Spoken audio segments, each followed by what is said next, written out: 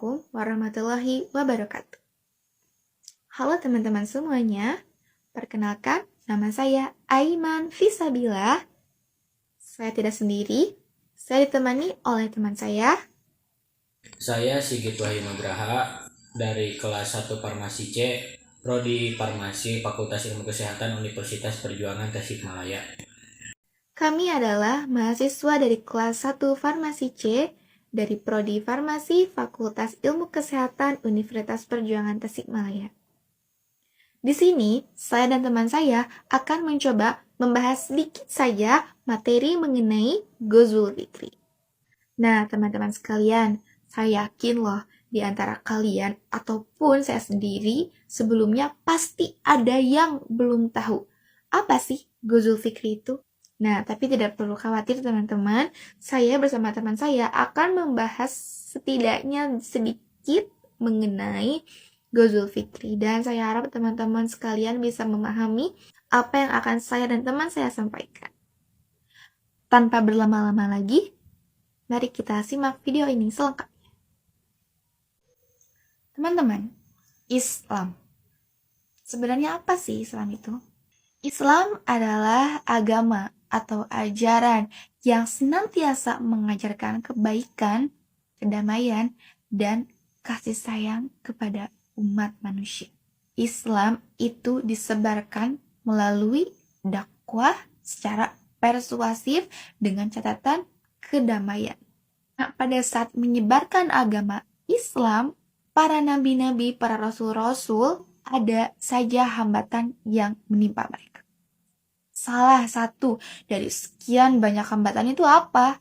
Hambatan yang kaum Yahudi dan Nasrani berikan kepada kita selaku umat Islam ketika menyebarkan agama Islam, itu bisa saja melalui serangan baik fisik maupun serangan-serangan membahayakan lainnya. Namun teman-teman, pada saat menyebarkan agama Islam, tentu tidak hanya serangan fisik saja yang para rasul dapatkan. Tidak melalui perangan, tapi melalui lisan kita. Amit-amit nauzubillah min dzalik. Semoga kita tidak menjadi salah satu dari bagian orang-orang yang menyebarkan isu-isu buruk, palsu, dan menyesatkan mengenai ajaran Islam yang rahmatan lil alamin. Sekarang tengah dikenal dengan istilah Ghazul Fikri. Ghazul Fikri itu artinya perang pemikiran, teman-teman. Perang pemikiran yang disebarkan, dilakukan oleh para Yahudi dan Nasrani kepada umat manusia agar mereka membenci agama Islam. Beberapa orang menyebutkan bahwa Ghazul Fikri ini itu merupakan peperangan. Peperangan otak, peperangan lisan, peperangan syaraf, peperangan ideologi. Intinya peperangan verbal yang tidak menggunakan kekerasan fisik, namun menggunakan otak. Itulah salah satu dari berbagai banyak rintangan dari kaum-kaum Nasrani, kaum-kaum Yahudi yang ingin menyesatkan atau menjatuhkan kita sebagai Muslim sejati. Ghazul Fikri berasal dari kata Ghaz dan al-Fikri, yang berarti perang pemikiran. Perang pemikiran di sini itu berarti upaya-upaya gencar para musuh-musuh Allah untuk menyesatkan umat Islam. Lalu pada akhirnya diharapkan umat Islam ini meninggalkan ajaran Islam. Nah teman-teman, Ghazul Fikri ini sangat berbahaya. Mengapa? Karena mereka berusaha mati-matian menghasut kita, menghasut pikiran kita agar senantiasa kita ini lepas dari ajaran Islam. Amit-amit nauzubillah min dzalik, atau bisa disebut dengan murtad. Karena itu tujuan para kaum barat melaksanakan Ghazul Fikri ini. Nah, teman-teman, ada 4 kunci dan target Ghazul Fikri. 1. Ifsadul akhlak, yang artinya merusak akhlak, yaitu dengan cara memporak-porandakan etika dan moral umat Islam. Dengan cara apa? Memasukkan budaya-budaya barat ke dalam kebiasaan budaya-budaya orang muslim. Contohnya seperti apa? Contoh kecilnya seperti hedonisme nih teman-teman. Lalu yang kedua ada tahtimul fikrah, yang artinya adalah menghancurkan pikiran. Yaitu dengan cara meracuni pikiran umat Islam. Dengan cara apa? Dengan cara mereka menyebarkan, memberitahukan kepada kita tentang hal-hal yang bertentangan dengan agama Islam yang sedang tren di budaya barat seperti apa?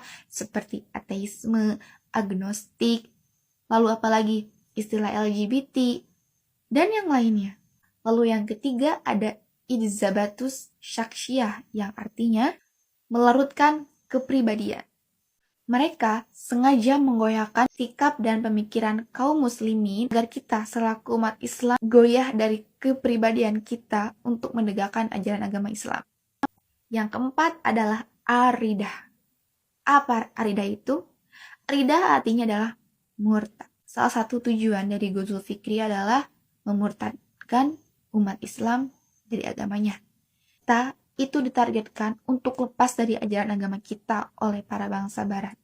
Berhati-hatilah bahwasanya Ghazul Fikri ini benar-benar bahaya jika teman-teman tidak pandai memilah dan memilih hal-hal apa saja sih yang harus teman-teman terima dan harus teman-teman filter baik dari pikiran maupun dari pribadi teman-teman semua.